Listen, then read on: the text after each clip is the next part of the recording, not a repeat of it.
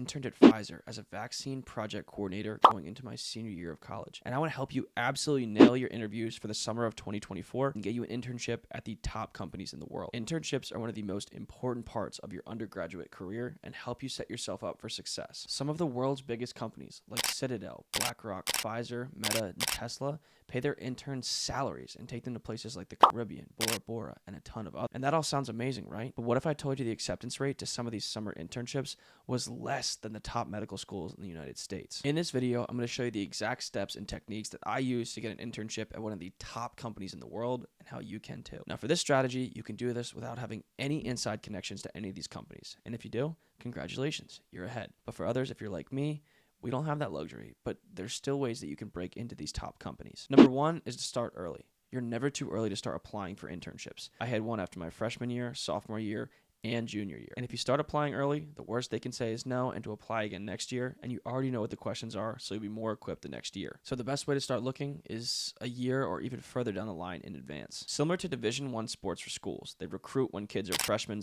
and sophomores in high school, and they're already all committed by the time that they're juniors. For the top internships, they start scouting when kids are in their freshman to sophomore year of college. And making a LinkedIn now is critical to getting a good internship as well. Tons of recruiters from the top companies look at LinkedIn as almost a digital resume. So you want to make sure it's polished and up to date with the most current information on yourself. This could also be a bonus for a lot of people, but I use Twitter, X, whatever it's called now, to talk to internship applications along with venture capitalists for my company now. And it's led to a lot of great conversations, and we've had a bunch of VC interest even up to this past week. I got an email to a VC and we just spoke through email and potentially have an investment conversation. So the same thing holds true for internships as well. Another way is to start compiling a list of family and friends that work at some of these top companies. And I know this is a bonus because some people who are like me, they don't have the luxury to have family members who work at these top rated companies. But what's cool about it is you can talk to friends of friends. So if you don't have a direct door open to somebody who's at that company, you can talk to a friend of a friend who's maybe at that company and can open an entirely new door for you. Step 2, getting a mentor, specifically a person who's at your school or somebody who's close to your age who's gone through the process before. Having someone who's accomplished similar goals or something that you're trying to achieve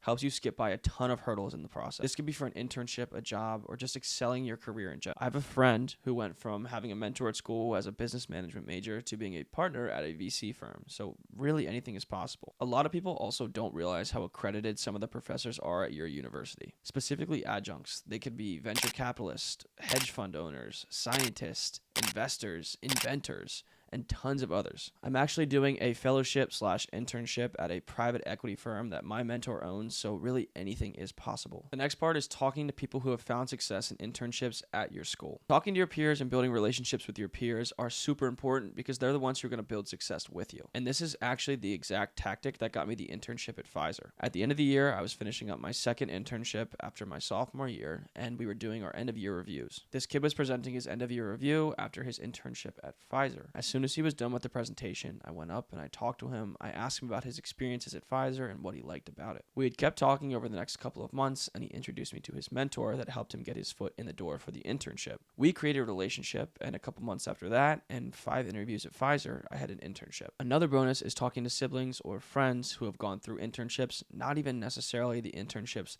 that you are looking for. And I know this is a bonus because some people don't have siblings, but if you have siblings, it's a good idea to leverage their experiences as well. Step 3 is getting all of your information in order. And a lot of people mess up their resume by adding too much information. So let's go over mine and I can explain exactly what you need in yours. You want to have your work experience and what you've done before. Make sure you update it for each company and do your homework so you can relate your experience to how you can excel within the company that you're looking to apply for the internship. It's also critical to add numbers and make sure to be analytical. If you helped a customer, how many customers did you help? How long did it take you?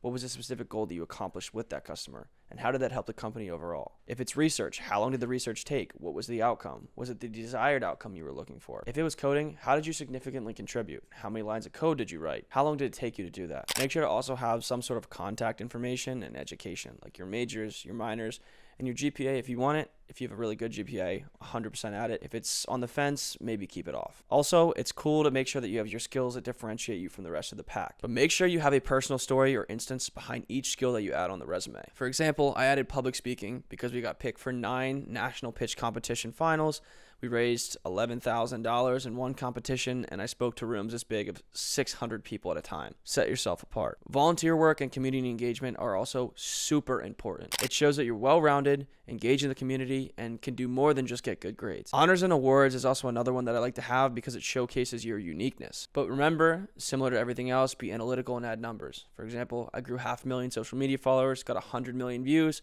but I didn't even take my own advice here for some of these, so I have to update it. Like, for example, the Holt Prize. We competed against 100,000 different startups. We got picked for the top 100, and we were aligned with the ESG sustainability goals. I didn't speak to which numbers. And like I said before, more and more employers are starting to look to LinkedIn as a digital resume and a resource for internships. Add your resume, your experience, anything that critical relates to the internship and how you might potentially use that to your advantage. And please, make sure to add a professional headshot. Don't put something from your prom picture that was 3 years old. People notice. Also, make sure to connect with relevant people, but we can talk more about that in a little bit. Also, make sure to surround yourself with extracurricular activities. I was a part of 8 different clubs around campus, including a varsity sport, a fraternity, and the sales team. These are important, but you really need 1 or 2 to stand out among the rest of the pack. Having side projects is also a unique way to differentiate yourself from the rest of the candidates going for the large internship pools. For example, I started a company when I was a freshman in college. We raised $25,000 throughout my time in college, and when it came time to the internship stages at Pfizer, my entire interview process was pretty much questions about the company, and at the end of it, they told me that the reason they picked me over other candidates was because I had made the company in the first place. Just make sure to branch out as much as possible. Whether you coded an app, you made a really cool art project or film, you did a mission trip, you volunteered with the mayor, it could be anything. Just make sure to document it. And a cover letter too. Companies love cover letters, but make sure it aligns with what the company's looking for. So look up their goals, look up their background, look for exactly what they would want to see in a cover letter and relate it with all of your experiences and skills and tie it in cohesively with what they stand for as a company and how you're going to bring value. Number 4, contacting people from the company, but you really do not want to overdo this one. They always say you ask for advice and you get money, and you ask for money, you get advice. But for an internship, obviously that's not the case. I would say you ask for advice, you get the internship.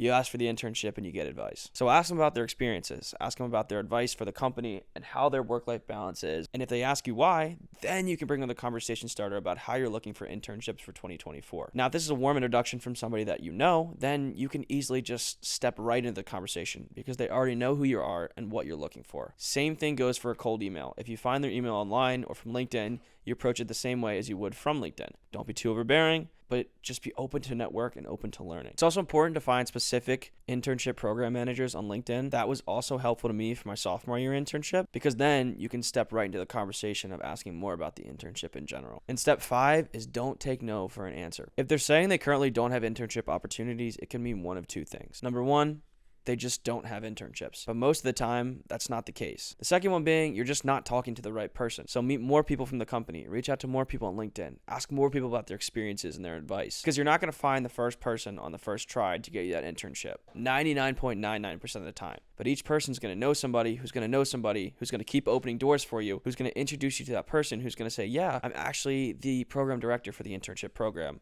Let's talk more about it. And a bonus on how to get ahead is to start working on side projects now. And I know it's easier to say that than to do that, but the way to do it is to associate yourself with your community and extracurricular activities. Go out looking for problems to solve, not accolades to achieve. It carries so much more weight on a resume that somebody went and volunteered at a soup kitchen, went on a mission trip, tutored a bunch of students, then just got a 4.0 GPA without leaving their dorm over 4 years. But don't get me wrong. Both of them are extremely impressive. Now let's recap on the top 5 steps of getting you an internship at the biggest companies in the world for the summer of 2024. Number 1, you want to start early, and the best time to start is yesterday. Number 2, you want to get a mentor, whether it's a professor, a close family member, a sibling, or a friend at school who's gone through the process. Number 3, make sure all of your information is polished and ready to rock and roll when you do have that opportunity in the door. Number 4 is get in contact and familiarize yourself with people from the company, because then at the least, you can reference those people when you go into the interview process if they give you the okay to do so. Finally, don't take no for an answer. In the terms of internships and most other things in your life, persistence closes the distance. Because the opportunity may be there for somebody else who could get it easier because they have a connection, but if you keep talking to more people, keep networking, and keep making more connections, it's going to fall into place, as long as you have all the criteria and the credentials to back up what you're saying. So get good grades and do cool stuff. Thank you for coming to the corporation. The best community is Gender Nation, and I appreciate all of you watching this video, and I will catch you in the next one. Peace.